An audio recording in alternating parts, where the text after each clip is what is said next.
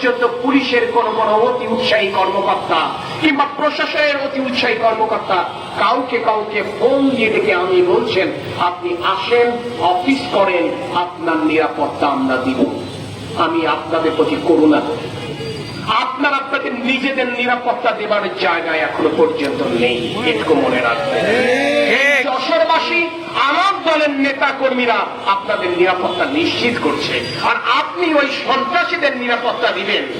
যদি এই সমস্ত প্রশাসনের কর্তা ব্যক্তিরা নিজেদের চরিত্রের পরিবর্তন করে জনগণের সেন্টিমেন্ট বুঝে যদি আপনারা কাজ করতে ব্যর্থ হন, মনে রাখবেন সেই অফিসে আপনারা বসে রয়েছেন, সেই অফিস জনতা ঘেরাও করে আপনাদের কিন্তু এই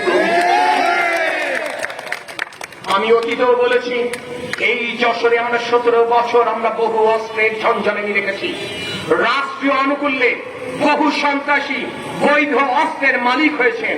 আমি বলেছি, আবারও বলছি, অবিলম্বে সকল বৈধ এবং অবৈধ অস্ত্র জমা দেবার ব্যবস্থা করতে হবে। বৈধ যাদের অস্ত্র রয়েছে তাদের অস্ত্র জমা দেবার নোটিশ দেন এবং অবৈধ অস্ত্র উদ্ধারে আপনারা অভিযান পরিচালনা করুন। আমি গতকাল এক মহিলা দলের নেত্রী উপশহরে তাকে গুলি করা হয়েছে। তার কয়েকদিন আগে আমার চিরমনকাঠির এক কর্মীকে আপনারা হত্যা করেছেন, খুন করেছেন। সহ্যের কিন্তু সীমা ছাড়িয়ে যাচ্ছেন।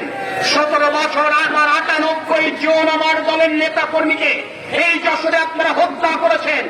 এই কোতোয়ালি থানার মোড়ে দাঁড়িয়ে আমি স্পষ্ট করে বলছি, যদি আমার দলের একটি নেতা কর্মী এই যশোরের আর কোন সাধারণ জনতার গায়ে একটি ফুলের টোকা পড়ে, আমরা অবশ্যই রুখে যে কথাটি বলছিলাম, আমাদের প্রিয় নেতা দেশনায়ক তারেক রহমান আমাদেরকে নির্দেশ দিয়েছেন সর্বোচ্চ ধৈর্য এবং সংযম প্রদর্শন করবার জন্য। আমাদের কোন রাষ্ট্রের কাছে কোনো চাওয়া নেই। আমরা শুধু এই কথাটি বলবো, বাংলাদেশের জনগণ তার পছন্দের প্রার্থীকে বেছে নিতে চায়।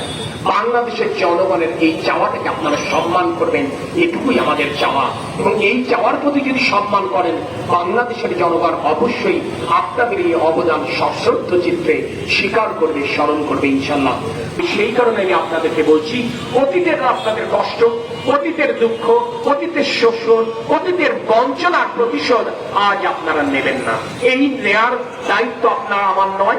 আমরা বহুবার স্রষ্টার কাছে বিচার দিয়েছি। আমরা বিশ্বাস করি গণতান্ত্রিক বাংলাদেশে যখন আইনের শাসন পুনঃপ্রতিষ্ঠা হবে, আপনাদের এই কষ্টের বিচার হয়তো বা এই দুনিয়াতেই আপনারা পাবেন।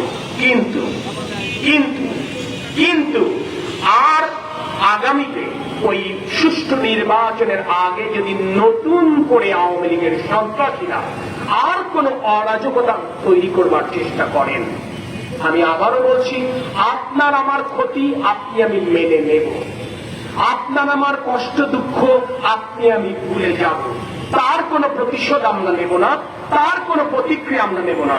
কিন্তু জনগণের দল হিসেবে যশোরবাসীর কোন প্রান্তে যদি আওয়ামী লীগের সন্ত্রাসীদের দ্বারা, আওয়ামী লীগের কোন জনপ্রতিনিধি তথাকথিত তাদের দ্বারা, আওয়ামী লীগের কোন কর্তা ব্যক্তিদের দ্বারা যশোরের কোন সাধারণ মানুষ, সেটা রিকশাওয়ালা হোক, সেটি কৃষক হোক, সেটি শ্রমজীবী হোক, সেটি একটি দোকানের কর্মচারী হোক, সেটি একটি ব্যবসায়ী হোক, সেটি সনাতন ধর্মাবলম্বী মা বোনরা হোক, তারা কেউ যদি আক্রান্ত হয়, তার ভাঙা জবাব কোনো ক্ষমা নেই, ক্ষমা আমরা করব না। কিন্তু আমরা আমাদের ক্ষতির জন্য আমরা কোনো প্রতিক্রিয়া দেখাবো না ইনশাআল্লাহ। আপনারা সকলে ভালো থাকবেন। মহান আল্লাহ পাক আমাদের সহায় হন। আল্লাহ হাফেজ। বাংলাদেশ জিন্দাবাদ। বাংলাদেশ জাতীয়তাবাদী দল জিন্দাবাদ। শহীদ রাষ্ট্রপতি জিয়াউর রহমান বীরত্ব অমর হোক। দেশনেত্রী বেগম খালেদা জিয়া জিন্দাবাদ। আগামী দিনে রাষ্ট্রনায়ক দেশনায়ক তারেক রহমান জিন্দাবাদ।